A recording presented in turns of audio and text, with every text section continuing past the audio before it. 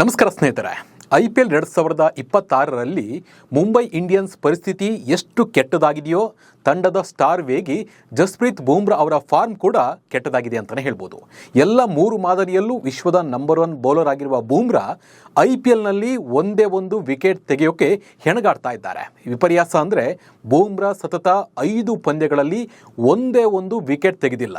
ಪ್ರತಿ ಓವರ್ಗೆ ಸುಮಾರು 8 ರಿಂದ 9 ರನ್ಗಳನ್ನು ಬಿಟ್ಕೊಡ್ತಾ ಇದ್ದಾರೆ. ಇದು ಹೈ ಸ್ಕೋರಿಂಗ್ IPLನಲ್ಲಿ ಕೆಟ್ಟದಲ್ಲ.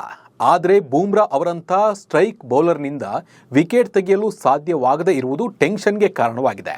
ಅಷ್ಟಕ್ಕೂ ಬೂಮ್ರಾ ಫೇಲ್ಯೂರ್ ಆಗ್ತಾ ಇರುವುದು ಎಲ್ಲಿ, ಯಾಕೆ, ಇದರ ಬಗ್ಗೆ ನೋಡ್ತಾ ಹೋಗೋಣ. ನಾನು ನಿಮ್ಮ ಶಿವರಾಜ್ ಬಾಣಂಕಿ. ನೀವು ಸುದ್ದಿಯಾನದ ಸಬ್ಸ್ಕ್ರೈಬರ್ ಆಗೋದನ್ನು ಮರಿಬೇಡಿ.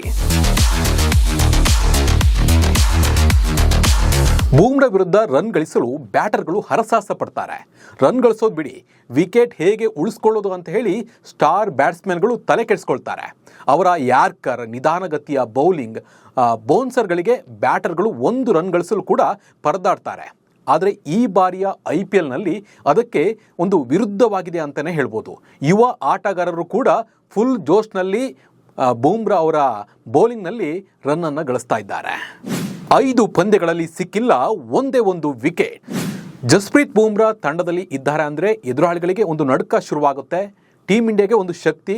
IPLನಲ್ಲೂ ಅಷ್ಟೇ, ಮುಂಬೈನಲ್ಲಿ ಅವರಿದ್ದಾರೆ ಅಂದರೆ ಏನೋ ಒಂಥರ ಒಂದು ಬೇರೆ ಎದುರಾಳಿಗಳಿಗೆ ಒಂದು ಭಯ ಹುಟ್ಟುಬಿಡುತ್ತೆ.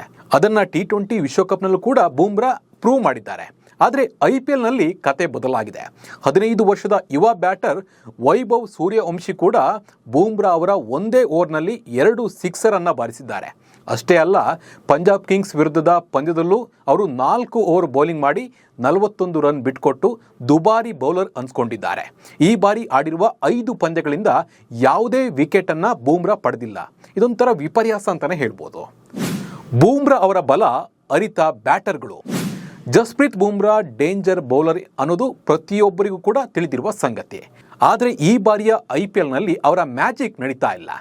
ಬ್ಯಾಟರ್ಗಳು ಅವರ ಪ್ರತಿ ಬೌಲ್ಗಳನ್ನು ಹೊಡಿತಾ ಇಲ್ಲ, ಬದಲಾಗಿ ಕೆಟ್ಟ ಎಸೆತಕ್ಕೆ ಮಾತ್ರ ರನ್ನನ್ನು ಕಲೆ ಹಾಕ್ತಾ ಇದ್ದಾರೆ. ಆ ಕಾರಣಕ್ಕಾಗಿ ಅವರಿಗೆ ಇದುವರೆಗೆ ಯಾವುದೇ ವಿಕೆಟ್ ಬಂದಿಲ್ಲ ಅಂತಲೇ ಹೇಳ್ಬೋದು.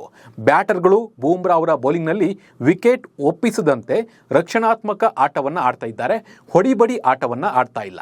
ಬೂಮ್ರಾ ಅವರ ಓವರ್ನಲ್ಲಿ ರನ್ ಕಡಿಮೆ ಆದರೆ ಅದನ್ನು ಬೇರೆ ಬೌಲರ್ಗಳ ಬೌಲಿಂಗ್ನಲ್ಲಿ ಅದನ್ನ ಸರಿ ಮಾಡ್ಕೊಳ್ಳೋಣ ಅಂತ ಹೇಳಿ ಬ್ಯಾಟ್ಸ್ಮನ್ಗಳು ಒಂದು ಪ್ರಯತ್ನವನ್ನು ಮಾಡ್ತಾ ಇದ್ದಾರೆ. ಹೆಚ್ಚು ರಿಸ್ಕನ್ನು ತೆಗೆದುಕೊಳ್ಳೋಕೆ ಹೋಗ್ತಿಲ್ಲ. ಇದು ಕೂಡ ಬೂಮ್ರಾ ಅವರ ಓವರ್ನಲ್ಲಿ ವಿಕೆಟ್ ಬಾರದೇ ಇರೋದಕ್ಕೆ ಕಾರಣ ಅಂತಲೇ ಹೇಳ್ಬೋದು. ಬೂಮ್ರಾ ತಮ್ಮ ಸರಾಸರಿ ವೇಗವನ್ನು ಗಂಟೆಗೆ 130 ಕಿಲೋಮೀಟರ್ಗೆ ಇಳಿಸ್ಕೊಂಡಿದ್ದಾರೆ. ಅಂದರೆ ಸುಮಾರು 44% ನಿಧಾನವಾಗಿ ಬಾಲನ್ನು ಎಸಿತಾ ಇದ್ದಾರೆ. ಆದರೆ ಪ್ರತಿ 2 ಎಸೆತಗಳಲ್ಲಿ ಒಂದು ನಿಧಾನವಾಗಿ ಒಂದು ಬಾಲ್ ಬರ್ತಾ ಇದೆ.